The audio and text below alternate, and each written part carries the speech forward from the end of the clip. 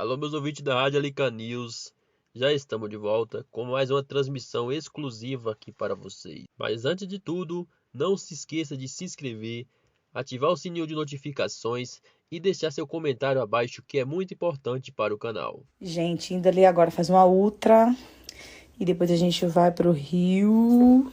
Olha o meu lookinho de grávida. Estou literalmente com o lookinho de grávida hoje, ó. Transparente, menina, tem que ficar... Já coloquei no pé. Olha que belezinha. Não é tênis, tá, gente? Ó, atrás é aberto. Acho que aqui hoje, ó, tá tudo certo.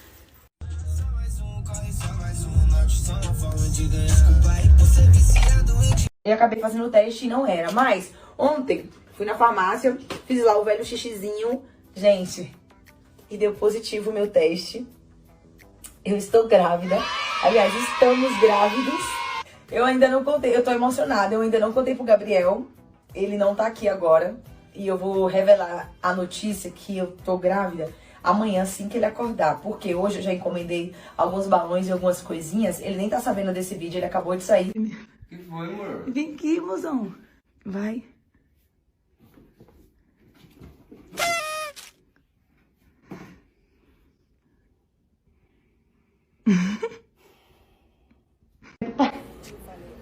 Mas é porque tava muito no começo, mas Poxa, você quer já que eu Eu acho que quero? vai ser pequeno.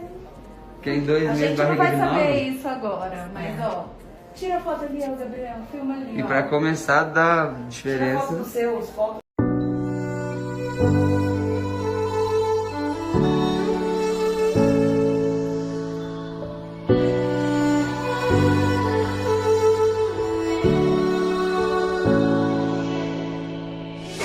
Day in, day out, it's the same road we're walking down. Same job, same town, 'cause we've been told that's the way our world goes round. Walking on the grounds we've always known, stepping on the footprints in the snow.